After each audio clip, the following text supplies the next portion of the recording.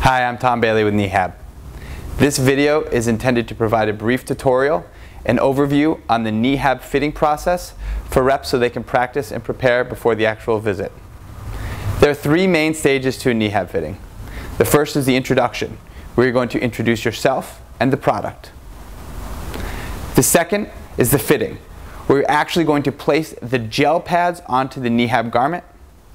And the third and final stage is a demonstration of the device, along with getting the signed brace fit form. Introduction. When you go into the doctor's office, you first want to introduce yourself to the patient, give your name, and let them know you work with Kneehab.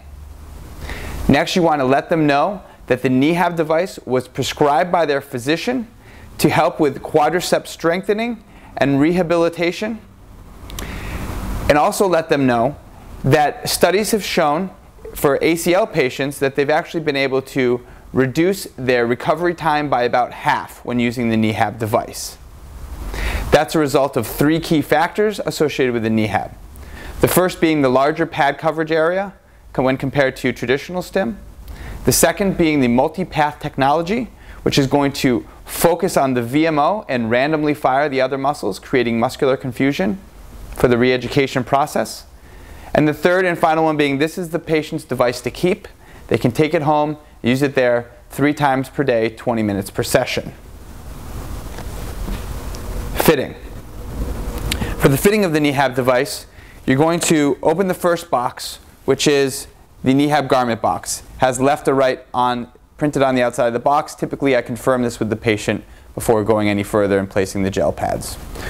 So open the box. This will be in a bag. Take it out of the bag. You're going to lay it out on a flat surface. Now you can see here we have large A, small a for patient height. Large A is typically 5'11" and over. Small a anything less than that. We have large B and small b.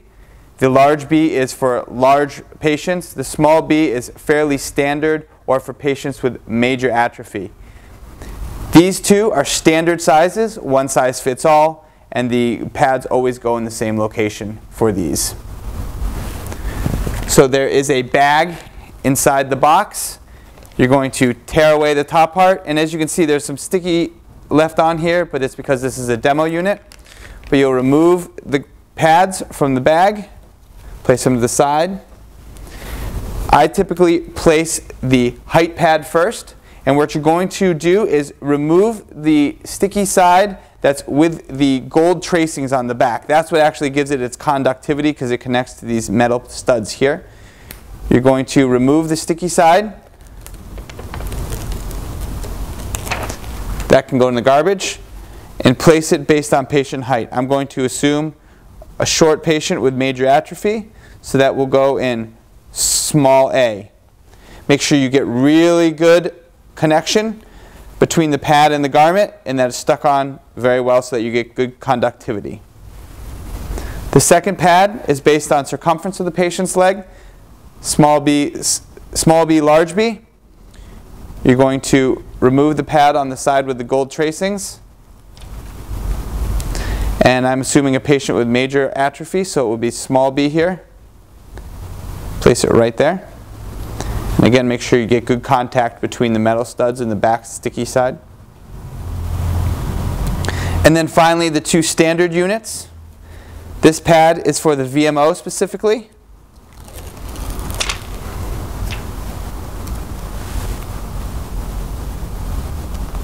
And as I'm doing this procedure with the patients, I'm typically explaining that if they're using this 3 times a day, 20 minutes per session as prescribed, that they should be able to get about 30 or 45 days of usage out of these pads, and that brace fit will actually automatically contact them after 30 days to see if they need new pads. Once the pads are placed, you're ready to go and provide a demonstration to the patient. The final part of the fitting process is the demonstration with the patient.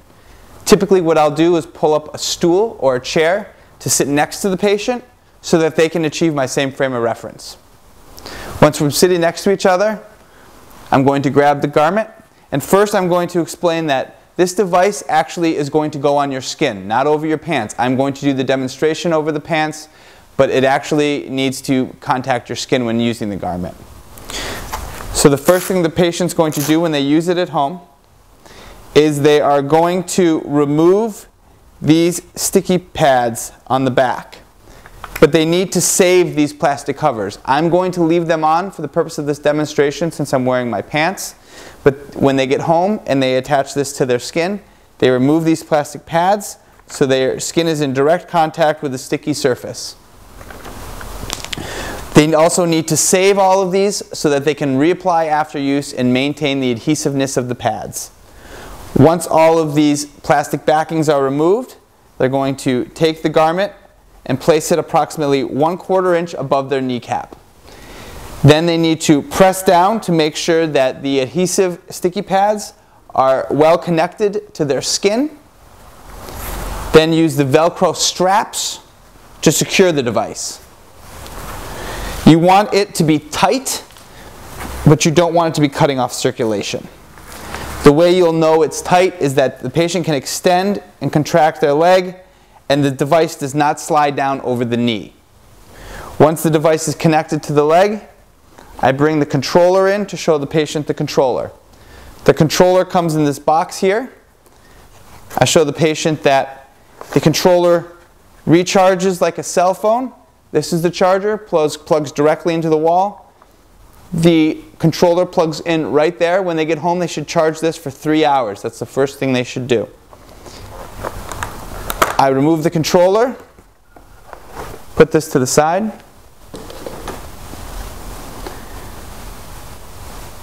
The controller, the white side, is going to be plugged directly into the garment. You can see the white symbol here.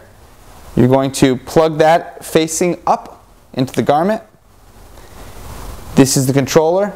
Power button is on the left. It is not the P. It is the symbol that looks like a power button on a computer. You're going to press and hold it for 2 seconds. When it comes on, it's going to say R:01. But then when it's fully on, it's going to show you 20 minutes. That's the time of the program. And the program of choice here, which happens to be program 1. I recommend all patients post-op, unless they're a professional or semi-professional athlete, use program 1. To change programs, they can press and hold P for about 2 seconds. But again, most patients are going to start with and stay with program number 1. Once this is ready, you see the 20 minutes here. The patient is going to now increase the intensity on the pad. So there's 2 up-down arrows, one on the left and one on the right. You want to increase the intensity first for the inside of the leg. So since this is a right-legged device, I'm going to increase the intensity on the left side of the controller first. As I increase this intensity, a number will replace the time, a number between 1 and 99. That is your intensity level.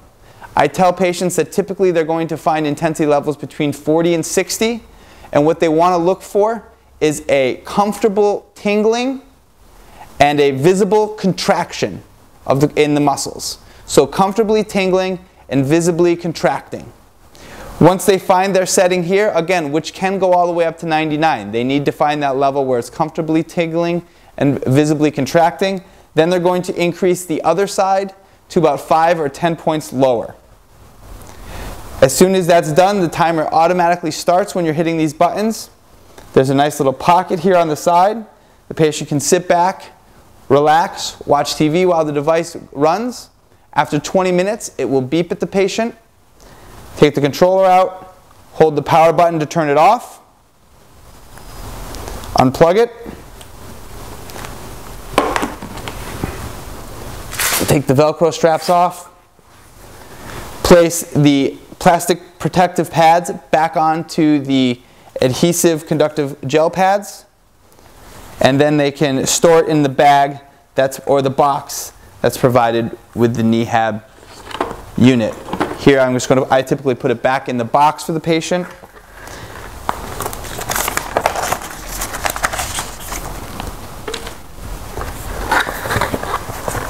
Close it up.